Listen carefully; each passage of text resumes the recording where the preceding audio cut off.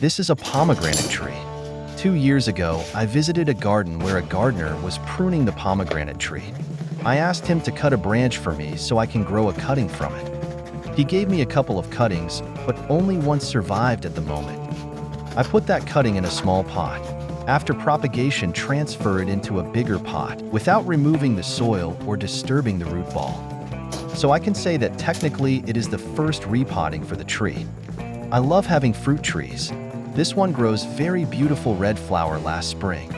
But those flowers fall off after a few days. Maybe it was because the tree was not so strong to support the fruits, but I don't know the exact reason. If you know the reason, please let me know in the comment what I should do to get the fruits.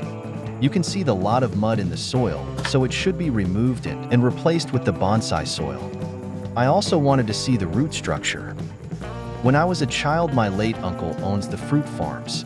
Instead of selling the fruits, my uncle invited me and my siblings and my cousins to eat the fruits.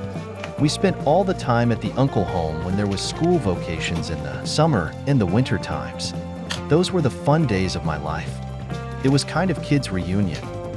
From the all trees of the farm, mango trees were our favorite. We used to climb and play on the trees. After death of my uncle, his son cut away all the trees and started using that field for growing wheat and other crops. By the way, let's back to the current story. Soil was too muddy, so I decided to wash the roots, but I did not record the washing process because my camera was set on the stand and I did not want to move it. Some of my friends criticized me for that laziness after watching that recording. They told me I should record every step. Nothing should be skipped because of the laziness. But I thought washing is not so important to show you. What is your thoughts about that? Now I am cutting the access roots. That will balance the root structure. By doing that, all the roots will get equal chance to grow. This step is not necessary, but if I don't do that, longer roots will dominate. Now I am cutting the dead wood. That wood was very hard. It's even damaged my pruner. Pomegranates are very bushy trees. They need to prune time by time. Otherwise, they will keep spreading their branches everywhere, and you will not be able to get a good tapper out of it. You can see me struggling while cutting that. These long branches look good, but I will cut them, because after pruning, the roots will not be able to feed the heavy foliage. You can see that invisible plastic tray. It is very cost-effective and good for training of bonsai. Bonsai boards are very expensive here because they does not produce locally.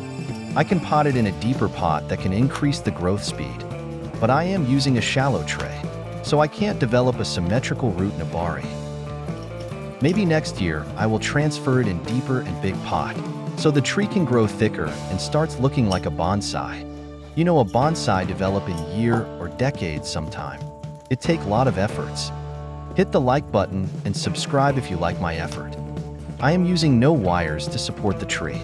I usually use wires on thick trunk trees. I will put stones on the soil to support the roots until roots develop strong. Now I am piercing the soil to fill any air pockets in it.